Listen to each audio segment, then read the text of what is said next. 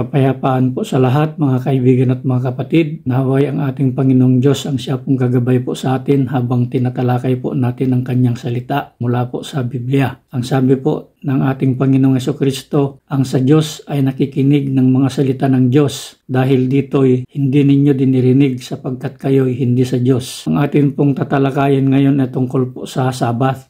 Alam po ba natin na ang Sabat naging karumal-dumal po sa ating Panginoong Diyos? Bago po nating lilinawin yan, alamin po natin kung ano po ang Sabat. Genesis 2:1. At nayari ang langit at ang lupa at ang lahat na natatanaw sa mga iyon. At ng ikapitong araw ay nayari ng Diyos ang kanyang gawang ginawa. At nagpahinga ng ikapitong araw sa madlang gawa niyang ginawa. At binasbasan ng Diyos ang ikapitong araw at kanyang ipinangilin sapagkat siyang ipinahinga ng Diyos. Ito po yung mga talata pong ginagamit na madalas ng mga pro-Sabat o kaya yung mga ibang religion na nangingilin po ng Sabat. Sabi po nila kung ano po ang kinasihan ng Diyos o kaya ipinabanal ay hindi po mawawala kagaya po ng kautusan. Ang Sabat po pang-apat na utos sa kautusan ni Moises. Ang Sabat po ay ibinigay ng Diyos na kapahingahan sa mga Israelita. Levitico 23:3. 6 na araw nagagawa, datapwat sa ikapitong araw ay Sabat na takdang kapahingahan. Siyang banal na pagpupulong. Anumang gawa ay huwag ninyong gagawin. Isang Sabat sa Panginoon sa lahat ng inyong tahanan. Ito ang mga takdang kapistahan sa Panginoon ng mga banal na pagpupulong na inyong itatanyag sa takdang panahon. Ang Sabat po obligadong susundin po ng mga Israelita. Exodo 31:12. At ang Panginoon ay nagsalita kay Moises na sinasabi, salitain mo rin sa mga anak ni Israel na iyong sabihin, katotohanang ipangilin ninyo ang aking Sabat sapagkat isang tanda sa akin at sa inyo sa buong panahon ng inyong mga lahi upang inyong makilala na ako ang Panginoon na nagpapabanal sa inyo. Inyong ipangilin ang Sabat nga sapagkat yaoy pangilin sa inyo. Bawat lumapastangan ay walang pagsalang papatayin. Patay po ang hatol, ang lumapastangan ng Sabat. Ganyan po kahigpit ang kautusan. Kaya't ang mga anak ni Israel ay mangingilin ng Sabat. Natutuparin ang Sabat sa buong panahon ng kanilang lahi na pinakapalaging tipan. Ito isang tanda sa akin at sa mga anak ni Israel magpakailanman sapagkat sa 6 na araw ay ginawa ng Panginoon ang langit at lupa at sa ikapitong araw ay nagpahinga at naginhawahan. Marami po ang Sabat na ibinigay po ng ating Panginoong Diyos sa mga Israelita. Pati po ang lupain. May Sabat din po pagpasok po nila sa lupang ipinangako po ng Diyos sa kanila. Levitico 25:2. Salitain mo sa mga anak ni Israel at sabihin mo sa kanila, pagpasok ninyo sa lupain na ibibigay ko sa inyo ay mangingilin ng isang Sabat sa Panginoon ang lupain. 6 na taong hahasikan mo ang iyong bukid at 6 na taong kakapunin mo ang iyong ubasan at titipunin mo ang bunga ng mga iyon. Datapwat sa ikapitong taon ay magiging Sabat na takdang kapahingahan sa lupain. Sabat sa Panginoon. Huwag mong hahasikan ang iyong bukid, ni kakapunin ang iyong ubasan. Marami po ang Sabat na ibinigay ng Diyos sa mga Israelita nung araw. At ngayon po atin pong lilinawin kung bakit po naging karumal-dumal ang Sabat sa Panginoon. Ito po mababasa po natin sa Isaias 1:2. Patuloy. Dinggin mo o langit at pakinggan mo o lupa sapagkat sinalita ng Panginoon. Ako'y nag-alaga at nagpalaki ng mga bata. At sila'y nangaghimagsik laban sa akin. Nakikilala ng baka ang kanyang Panginoon at ng asno ang pasabsaban ng kanyang Panginoon. Ngunit ang Israel ay hindi nakakakilala. Ang bayan ko ay hindi gumugunita. Bansang salarin, bayang napapasanan ng kasamaan, lahi ng mga manggagawa ng kasamaan, mga anak na nagsisigawa ng kalikuan. Pinabayaan nila ang Panginoon. Hinamak nila ang banal ng Israel. Sila'y nangapalayo na nagsiurong. Bakit kayo'y hahampasin pa at kayo'y manghihimagsik ng higit at higit? Ang buong ulo ay masakit at ang buong puso ay nanglulupaypay. Mula sa talampakan ng paa hanggang sa ulo ng walang kagalingan, kundi mga sugat at mga pasa. at nangagnana ng sugat, hindi nangatikong o nangatalian man o nangapahiran man ng langis. Ang inyong lupain ay giba, ang inyong mga bayan ay sunog ng apoy. Ang inyong lupain ay nilalamon ng mga taga-ibang lupa sa inyong harapan, at giba na gaya ng iwinasak ng mga taga-ibang lupa, kung hindi nag-iwan sa atin ng napakakaunting labi.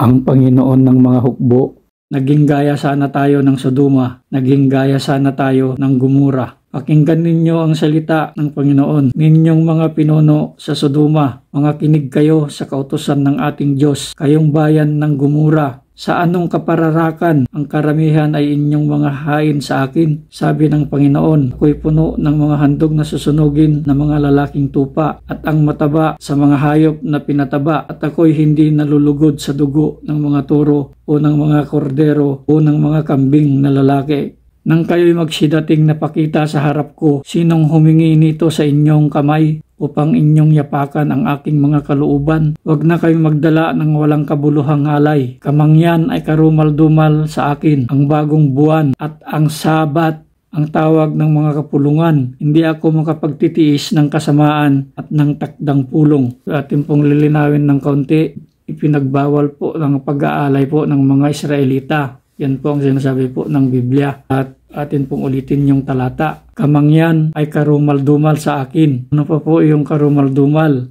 Ang bagong buwan. Ano pa po ang karumal-dumal sa Diyos? Ang Sabat. Napakalinaw po ang sinasabi ng Biblia, mga kapatid. Ang Sabat ay naging karumal-dumal po sa Diyos. Bakit po ba naging karumal-dumal sa Diyos ang Sabat at ikinumpara pa niya ang Israel sa Sodoma at Gomora? Dahil po hindi na po matiis ng Diyos ang kanilang mga kasamaan. Yan po ang sinasabi po ng Biblia.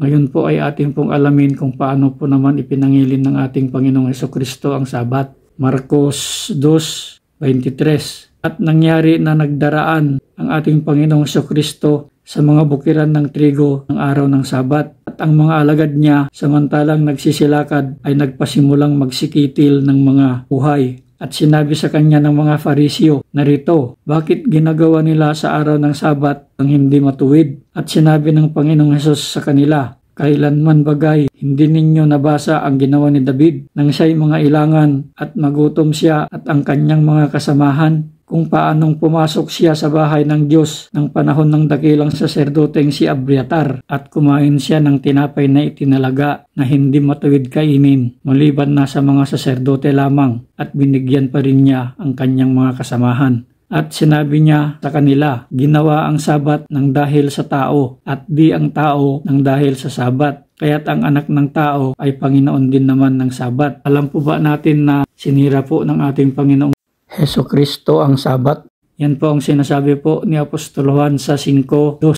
Patuloy. Sa Jerusalem ngay may isang tangke sa tabi ng pintuan ng mga tupa na sa wikang Hebreo ay tinatawag na Bethesda, na may 5 portiko, na sa mga ito ay nangaghandusay ang marami sa kanilang mga may sakit, mga bulag, mga pilay, mga natutuyo. At naroon ang isang lalaki na may 38 taon nang may sakit. Nang makita ni Jesus na siya'y nakahandusay at napagkilalang siya'y malaon ng panahong may sakit, ay sinabi niya sa kanya, ibig mo bang gumaling? Sumagot sa kanyang lalaking may sakit, Ginoo, wala nang taong maglusong sa akin sa tangke. Pagkalawkaw sa tubig, datapwat samantalang ako'y napaparoon ay nakalusong na muna ang iba bago ako. Sinabi sa kanya ni Jesus, magtindig ka, buhatin mo ang iyong higaan at lumakad ka. At pagdakay gumaling ang lalaki at binuhat ang kanyang higaan at lumakad. Noon nga'y araw ng Sabat, kaya sinabi ng mga Hudyo sa kanya na pinagaling, ito'y araw ng Sabat at hindi matuwid na buhatin mo ang iyong higaan. Ngunit sila'y sinagot niya, ang nagpagaling sa akin, ang siya ring sa akin ay nagsabi, buhatin mo ang iyong higaan at lumakad ka. Tinanong nila siya, sino ang taong sa iyo'y nagsabi buhatin mo ang iyong higaan at lumakad ka? Ngunit hindi nakilala ng pinagaling kung sino siya, sapagkat si Jesus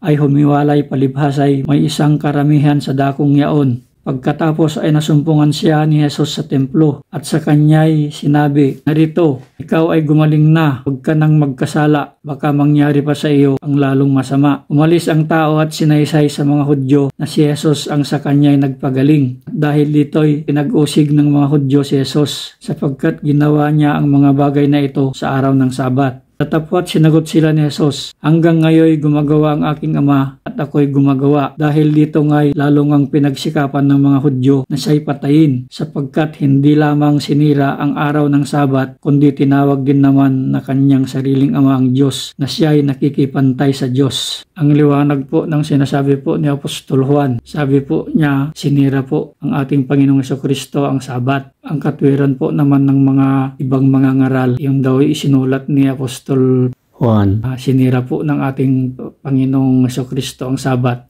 narinig lang daw niya sa mga tao. Ang mga tao daw ang nagsabi na sinira po ni Jesus ang Sabat. Yan po ang sinasabi po nila. Hindi po kaya ginawa nilang kismoso si Apostol Juan dito. Atin nga pong alamin kung ano po ang sinasabi po ng Biblia. Ang pinagbabatayan po kasi nila sa sinasabi nila na narinig lang sa mga tao. Kasi po may talata na sabi po ng mga apostol, kung ano ang aming nakita at narinig ay yun ang isinusulat namin. At atin nga pong alamin kung ano po yung sinasabi ni Apostol Juan na nakita nila at narinig. Unang Juan 1:3, yaong aming nakita at narinig ay siya rin naming ibinabalita sa inyo upang kayo naman ay magkaroon ng pakikisama sa amin. Oo, at tayo ay may pakikisama sa Ama at sa kanyang anak na si Jesucristo. Ngayon po atin pong tanungin kung ano po yung sinasabi po ng mga apostol na nakita nila at narinig. Unang Juan 1:1, yaong buhat sa pasimula, yaong aming narinig, yaong nakita ng aming mga mata, yaong aming namasdan at nahipo ng aming mga kamay, tungkol sa salita ng buhay, at ang buhay ay nahayag at aming nakita at pinatutuhanan, at sa inyo'y aming ibinabalita ang buhay na walang hanggan na kasama ng Ama, at sa atin ay nahayag, yaong aming nakita at narinig ay siya rin naming ibinabalita sa inyo. Aba, hindi naman po pala sa mga tao ang narinig nila. Ang ibinabalita po nila ay si Jesucristo po, yung kasama po ng Ama. Hindi naman po pala chismis ang sinulat ni Apostol Juan. Tuloy po natin sa susunod na talata. At ang mga bagay na ito ay aming isinusulat upang ang ating kagalakan ay malubos. Napakalinaw po ang sinasabi po ni Apostol Juan. Yan po ang mahirap pagka ang doktrina ay medyo taliwas na po sa Biblia. Ang nangyayari po, ang Biblia na po ang sumusunod. Hindi na po ang tao ang sumusunod po sa Biblia. Yan po ang napapansin po sa mga halos lahat ng mga religion na may mga doktrinang sarili.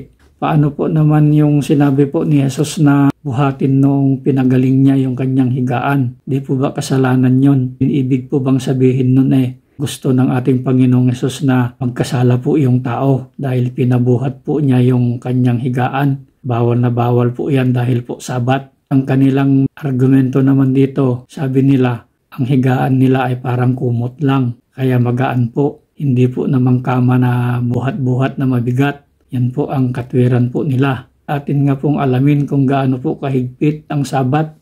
Exodo 35:2, 6 na araw nagagawa, datapwat ang ikapitong araw ay pangingilin ninyo. Isang Sabat na takdang kapahingahan sa Panginoon. Sino mang gumawa ng anumang gawa. Ayan po, napakalinaw po ng sinasabi po. Kahit anong gawa po, hindi naman sinabi kung mabigat o magaan. Basta't gawa, bawal po. Sa araw na iyan ay papatayin. Sino mang gumawa ng anumang gawa ay papatayin.